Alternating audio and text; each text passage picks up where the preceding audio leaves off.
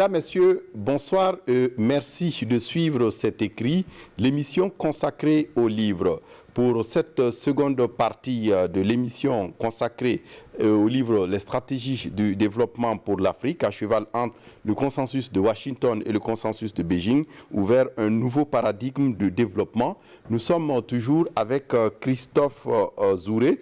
Christophe Zouré, bonjour. Bonjour, M. Kindo. Dans la première partie de l'émission, vous êtes revenu sur une fine analyse sur le positionnement des Africains face aux deux stratégies et notamment les prétentions de développement en vogue. Et aujourd'hui, nous allons continuer davantage en nous recentrant sur ce que ce développement peut être pour nous à travers le développement endogène. Christophe, votre essai fait référence au droit au développement. Est-ce que ce n'est pas une utopie? Non, le droit au développement n'est pas une utopie. Parce que l'Assemblée générale de l'ONU, qui a siégé en 1986, qui a adopté le droit au développement, c'est l'ensemble des pays membres de l'ONU qui l'ont adopté. Ça, c'est un. Deuxième élément, la Charte africaine des droits de l'homme et des peuples en son article 22, alinéa 2, évoque que chaque peuple est libre de déterminer son développement. C'est l'autodéveloppement. C'est ces deux considérations. Je prends ces deux textes au niveau onusien pour montrer qu'au niveau international, il y a le droit au développement. Ça, c'est le procès Kéba Mbaye a travaillé sur ces questions. Il y a consacré une bonne partie de sa vie également. Mais la Charte africaine consacre le droit au développement. Ces deux éléments. Mais j'arrive à démontrer que c'est vrai que le droit au développement est consacré au sein des Nations Unies, mais également au sein d'une organisation comme l'Union africaine, mais elle est contrebalancée par des influences internationales qui sont réelles. C'est par exemple l'hégémonie. Aujourd'hui, on a beau voir... Donc on revient à la question de la croissance. Oui, on revient. Non, je ne reviens pas. Oui, peut-être la puissance ici. Je reviens, mais la puissance est un fait naturel. Est un fait naturel, la puissance ne se démonte pas, elle est relationnelle, elle s'impose, comme l'a dit le professeur Robert Cox. Mais j'essaie de dire ici que le droit au développement, en tant qu'instrument juridique, reconnu par les Nations Unies et la Charte africaine, ont des limites, dont l'hégémonie. Mais l'hégémonie n'est pas imparable. Il n'y a pas de chemin où il n'y a pas de voie imparable. Il n'y a pas de voie de non-retour. Aujourd'hui, nous disposons d'outils pour faire face à ces influences-là. Il faut tout simplement activer certains leviers. Quand on pense à un pays comme le Rwanda, par exemple. Oui, le Rwanda, qui est un beau pays que j'ai visité, et vous arrivez à voir que voilà, c'est un pays qui ne vaut à peine la région de l'Est du Burkina Faso. Mais que vaut ce pays aujourd'hui par rapport à notre pays qui fait un peu plus de 274 000 km²? Voilà, c'est pour dire que si le Rwanda est parvenu aujourd'hui à résister face aux puissances internationales, le Burkina Faso également peut résister. Et sous la révolution, le Burkina Faso est parvenu à résister face à toute forme de pression internationale. Tout est possible. Tout est possible. Voilà pourquoi je reviens à la question centrale. La question du développement est politique. Et quand vous arrivez au Rwanda, j'y étais en 2016 ou 2017 par là, vous pourriez voir réellement qu'il y a quelque chose. Vous sentez un peuple engagé, vous sentez un peuple discipliné, vous sentez la puissance, vous sentez un peuple qui va ou qui court vers un but commun. Ça se sent à tous les niveaux, dans le transport en commun, la discipline des gens, au niveau des feux de circulation, dans la courtoisie, les rendez-vous que j'ai pu avoir institutionnels. Tu as des gens disciplinés, professionnels et qui parlent anglais. Et pourtant, c'est des pays où on dit que les questions de droits de l'homme, des questions de démocratie ne sont pas aussi respectées que ça. Monsieur Kindo, chaque peuple trace ses sillons. Chaque peuple trace ses sillons. Ces nations qui sont vantées ou montrées comme des nations de droits de l'homme, je pense qu'aujourd'hui, il y a beaucoup à refaire pour montrer les limites de leur système. J'ai eu la chance de vivre, si vous voulez, en Occident. Je sais ce que c'est que les droits de l'homme. Je sais ce que c'est que les incantations sur les droits de l'homme et je sais ce que c'est que l'application des droits de l'homme réels. Je pense qu'on permette à tous les peuples de s'autodéterminer. Je ne nie pas aujourd'hui ou je ne renvoie pas la question à une sorte de renfermement sur toi. Non, loin s'en faut. Je reconnais qu'il peut y avoir des défis en matière de droits de l'homme dans certains pays. Mais je pense que, comme on le dit, l'arme qui brûle le plus n'est pas celui qui a le plus forcément soif. Je pense que l'état ou les faiblesses qui sont relevées en matière de droits de l'homme n'existent pas seulement que dans nos pays. Dans les pays dits développés ou respectueux des droits de l'homme, il y a bien de violations des droits de l'homme. Et croyez-moi, j'en sais beaucoup. Et même que le paradoxe ici, M. Zouré, la plupart des pays africains qui ont un taux de croissance qui avoisine les 2 chiffres sont souvent des pays dont les questions de droits de l'homme peuvent être leur dernier souci. Oui, est-ce que ce n'est pas un paradoxe? Oui, ce n'est pas forcément un paradoxe. J'ai évoqué dans mon essai le cas de la Chine, où la question des droits de l'homme est un gros défi avec la question des Ouïghours, toutes ces questions-là. On est tous conscients de ça. Mais je dis tout simplement que c'est un processus de maturation. C'est un processus de maturation. La question des droits humains elle est très importante. Je suis d'accord avec parce que moi-même, je suis juriste. Je travaille pour la promotion et le respect des droits de l'homme. C'est quelque chose qui est non négociable. Mais je dis souvent qu'il y a des allégations qui sont faites qui ne reflètent pas forcément la réalité. Et aujourd'hui, c'est parce que les médias sont focalisés sur ce que certains appellent les 3 S que certains éléments sont mis en lumière. C'est tout ce que je veux dire. Mais je reconnais qu'on peut avoir des défis en matière de droits de l'homme, mais ces défis-là ne sont pas insurmontables. Pour revenir sur le point que vous évoquez, le respect des droits de l'homme n'est pas incompatible avec le développement économique. C'est quelque chose qui va de soi. Normalement, quand un pays connaît une croissance, ce sont des adjuvants qui vont de soi. Et une question sur cette question du développement, mais aussi sur peut-être nos cultures à nous, les langues qui sont parlées. Comment on peut se développer si la langue dominante est peut-être la langue de l'autre? Oui, c'est peut-être que vous avez certainement lu les travaux de Kizerbo, éduqués au Péri. C'est des éléments qui ont été épuisés par nos prédécesseurs. Au début des années 60, la question des langues est revenue. Elle va, elle revient. C'est comme cyclique ou un serpent de mer. C'est des choses qui sont résolues. Mais on n'arrive pas à prendre le bon chemin, c'est tout. On n'arrive pas. Kizerbo a réussi à démontrer qu'un enfant qui est éduqué dans sa langue apprend plus vite. Il a prouvé scientifiquement. Qu'est-ce qu'on a fait de ces travaux? Et comment s'emparer de son destin alors, Christophe Zouré? Oui, mais le problème, c'est que c'est là qu'on a besoin de tout le monde. On n'a pas besoin forcément des économistes, même si on a besoin d'eux aussi. Mais c'est pour dire qu'on a besoin de tout le monde. La première fois où j'ai rencontré le professeur Kizerbo, il a dit que si le premier homme était américain, CNN allait commencer ses émissions en disant que le premier homme est américain. Vous, les journalistes de la RTB, tous les ministres qui sont succédés, ils sont au courant de ça. Je n'ai jamais vu la TNB démarrer ses émissions en disant que le premier homme est noir. Pourquoi? C'est pour dire qu'il y a la production qui est faite et il y a ce qu'on en fait. J'ai écrit ce livre ou cet essai, j'ai eu l'opportunité... Vous voulez dire quoi? Qu'il faut qu'on aille aussi vers cette décolonisation des esprits? Bien sûr, il faut aller vers la décolonisation et puis il faut appliquer les idées. Laurent Gbagbo a dit des choses qu'il faut utiliser. Le professeur Kizerbo a dit des choses qu'il faut utiliser. C'est ça. Dans les pays dits développés, ce n'est pas plus ni moins que ça. Quand le citoyen de Genève fait une tribune, tout le monde l'écoute. Quand Rousseau publie, tout le monde l'écoute, pourvu que ça va, on essaie de mettre en place. Aujourd'hui, quand on parle de la séparation des pouvoirs qui ont été terrorisés par Montesquieu, c'est parce que des gens écrits. Aujourd'hui, tout le monde parle de la séparation des pouvoirs comme étant... Mais c'est quelqu'un qui a écrit. Il a pensé qu'il faut séparer les pouvoirs. Ça peut paraître en théorie, mais quoi qu'il en soit, aujourd'hui, ça fait fleurir à travers tout le monde. Tout le monde parle de séparation, mais c'est quelqu'un qui l'a écrit, comme je l'ai écrit, comme beaucoup d'autres ont écrit.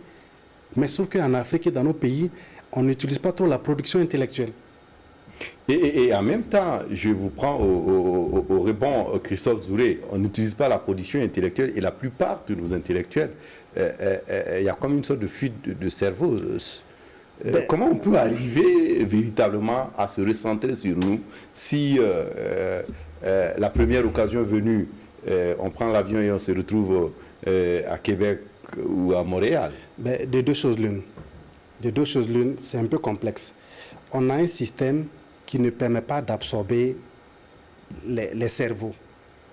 Je donne un exemple. Quand j'ai fini mes études à l'Université de Québec à Montréal, j'ai eu une position. OK?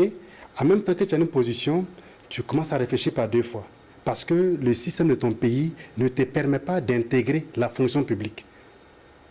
Pour être très clair, pour ne pas être dans les débats théoriques, je parle de moi, mon cas. Je travaillais, j'avoue que je n'ai jamais eu vocation à travailler dans la fonction publique. Même si j'ai tout le respect pour mes amis qui travaillent, si j'ai l'opportunité de travailler dans la fonction publique, je le ferai avec fierté parce que c'est mon pays, j'aime mon pays.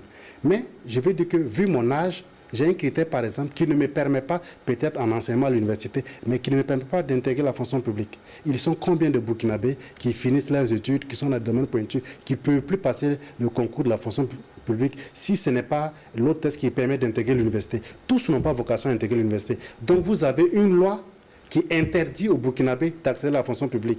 Certains qui suivent l'émission diront que mais il y a les mesures nouvelles, il y a les tests. Mais quels tests? Dans quelle proportion? J'ai connu un Burkinabé qui faisait des études en météorologie, qui était très brillant, qui soutenait sa thèse. Je lui demandais qu'est-ce que tu vas faire. Il me dit qu'il a une position avec l'un de ses professeurs, qu'il va enseigner au Japon, parce que s'il rentre au Burkina Faso, il n'y a pas de place pour lui. Et je peux vous dire, ces cas va dans tous les pays, aux Pays-Bas, en Suisse, en Belgique, en France, j'en ai rencontré des milliers. On a la loi qui ne permet pas à tous les Burkinabés de revenir. On n'a pas un système qui permet de mobiliser ou de canaliser les intellectuels pour contribuer au développement de leur pays. Chaque jour, quand je vois, et ça m'amuse, on montre un champion, un Burkinabé qui est major dans une discipline quelque part dans le monde. Il y a une étude qui est faite, il y a un message Facebook qui est donné. Et après, ça s'arrête là. Mais qu'est-ce qu'on a mis de manière institutionnelle pour permettre à ces cerveaux-là de revenir?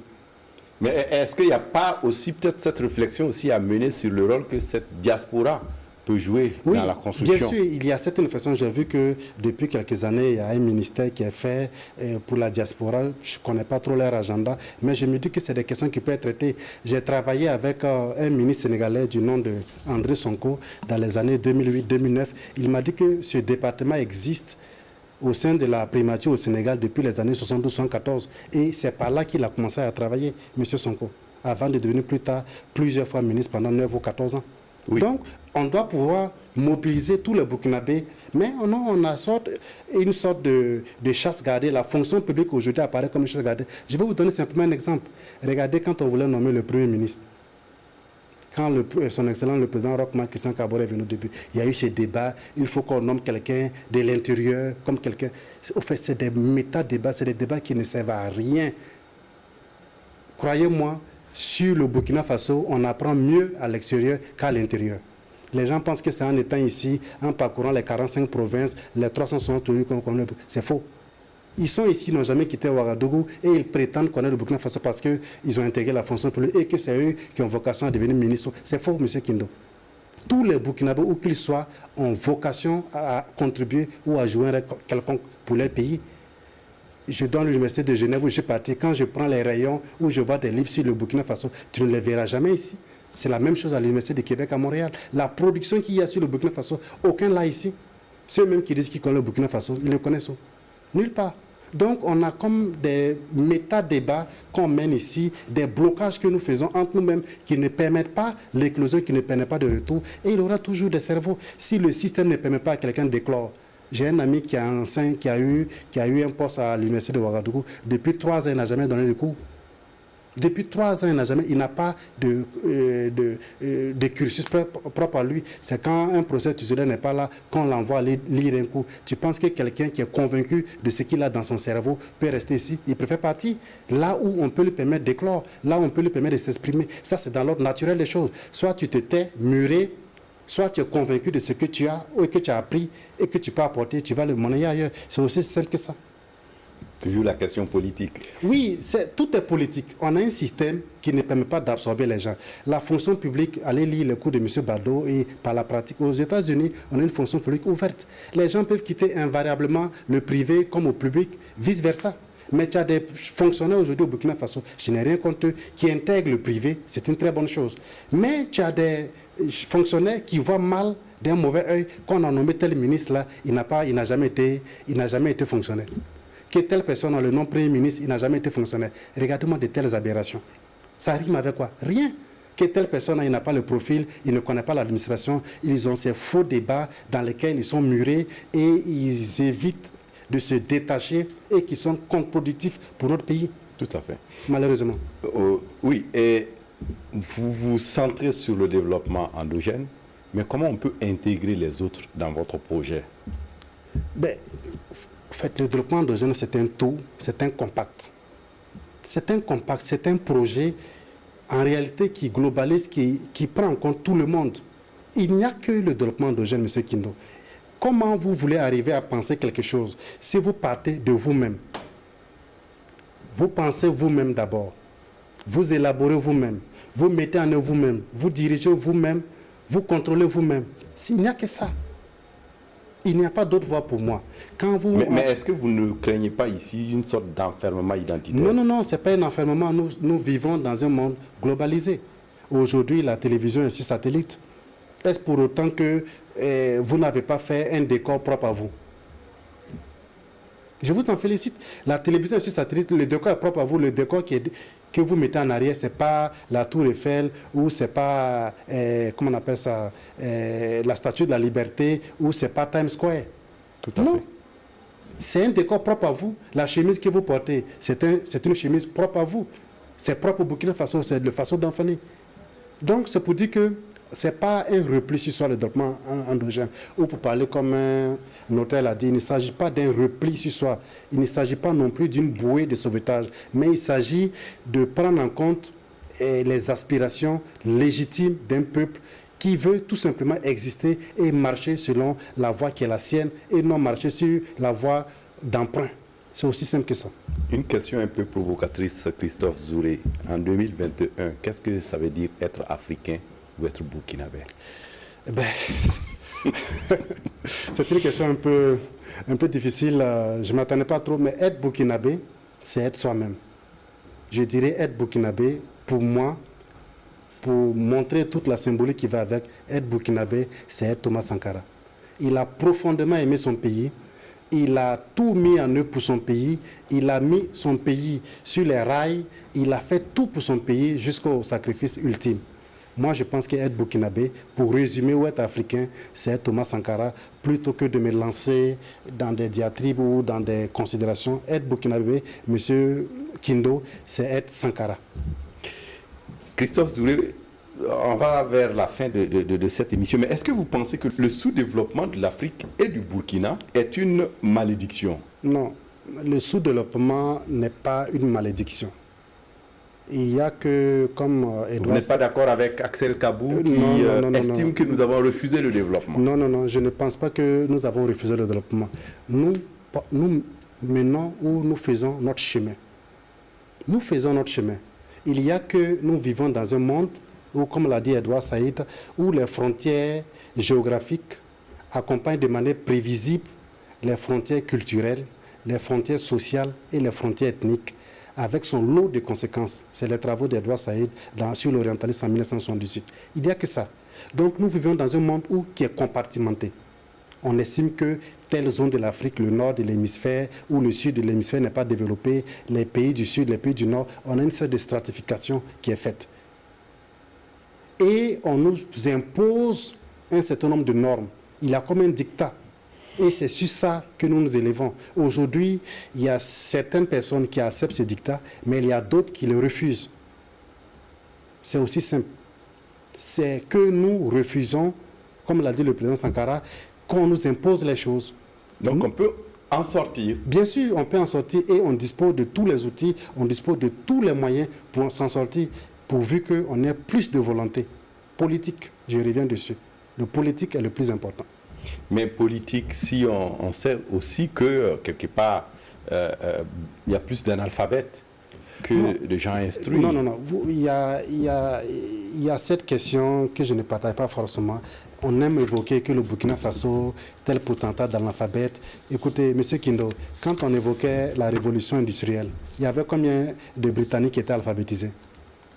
Quand on évoquait la révolution en France en 1789, il y a combien de Français qui étaient alphabétisés? Vous avez les statistiques. On n'a pas besoin que les 21 millions de Burkinabés soient alphabétisés. En 84, ils étaient moins alphabétisés, peut-être qu'aujourd'hui. Je n'ai pas fait une étude comparative ou diachronique pour m'en rendre compte. Mais je vais dire tout simplement qu'on a besoin d'avoir des leaders éclairés pour conduire vers le peuple. C'est ça. On a besoin, le peuple, tout le monde n'a pas besoin de comprendre, mais on a besoin de guides. On a besoin des visionnaires, on a besoin de personnes convaincues qui donnent le tempo, qui impriment le rythme et la cadence. C'est tout ce dont on a besoin. Quand on évoque les questions de l'alphabet, c'est un faux débat en réalité qui ne ramène à rien. Vous pensez que quand les Burkinabés vont atteindre, je ne sais pas, 80%, 95% de scolarisation, c'est là qu'on va dire qu'on a développé. C'est faux. Et quel est le contenu même de cette scolarisation? Des enfants qui répètent aujourd'hui comme des perroquets que Christophe Colomb a découvert l'Amérique. C'est ça l'alphabétisation?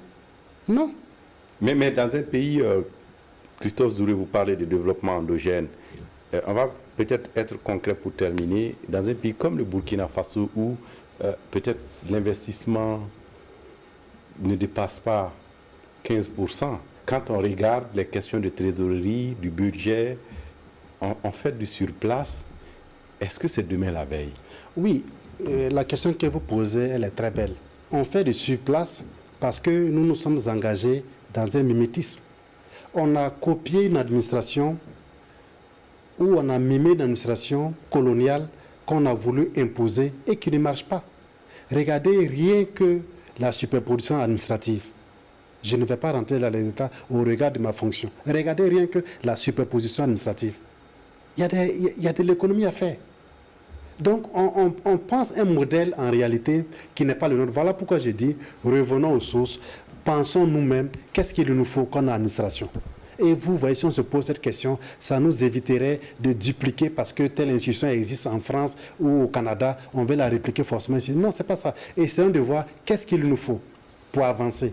C'est aussi simple que ça. On n'arrive pas à investir parce qu'effectivement, moi j'ai regardé les charges de fonctionnement de l'État, elles sont énormes. On a un budget qui sert uniquement à payer les salaires. Mais si vous passez tout votre temps à payer les salaires, vous investissez 10 à 15% de votre budget. Mais vous ne pouvez pas créer la richesse. Si vous ne créez pas la richesse, c'est comme un état de fonctionnement. Un état de fonctionnement ne peut pas se développer. Il sera toujours en proie à des crises. Parce que si vous n'investissez pas, vous ne créez pas de la richesse. Si vous ne créez pas de la richesse, les jeunes, les Burkinabés, regardez comment ils sont des milliers à travailler. Tu t'assois aujourd'hui dans un petit coin pour prendre un café. Ils te saluent de manière courtoise ou la dame te salue de manière courtoise. Tu demandes, je suis étudiant en master de temps. Mais ce n'est pas possible. Je ne dis pas que ce n'est pas bien d'aller travailler comme serveur ou serveuse dans un coin. C'est correct, c'est bien de se battre en tant qu'étudiant, de chercher. Mais les jeunes n'ont plus d'emploi. Il y a des Burkinabés, bac plus 4, bac plus 5, et même qui ont le doctorat, qui sont au chômage aujourd'hui. Est-ce que c'est leur faute? Ce n'est pas de leur faute.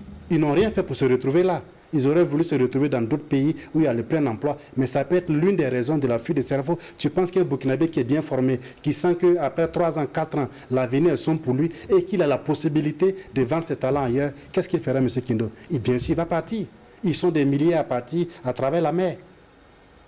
Parce que le pays ne leur offre pas ce qu'ils recherchent là. Il y a des Burkinabés que je connais à l'extérieur, pour peu, ils sont prêts à rentrer, mais il n'y a rien pour eux. On crée les conditions ici pour vivre dignement, je crois-moi, ils seront nombreux à revenir. Je vais donner 2 exemples, comme l'émission Tia Sapin. Le président Alassane Ouattara, quand il est arrivé au pouvoir, il a dit qu'il augmente le salaire des universitaires et qu'il lance le recrutement de 200 universitaires. Le concours a eu lieu à Yamoussoukro. J'avais des amis qui étaient en France, qui étaient chargés de cours. Ils sont rentrés, ils enseignent aujourd'hui à Korogo dans les différentes universités de Côte d'Ivoire. Pourquoi ne pas faire pareil pour tous les Burkinabés qui sont à l'extérieur? Le président Ouad l'a fait aussi. Je donne des exemples aussi simples pour faire concret. Ces cerveaux sénégalais et ivoiriens qui étaient à l'extérieur, ils sont rentrés.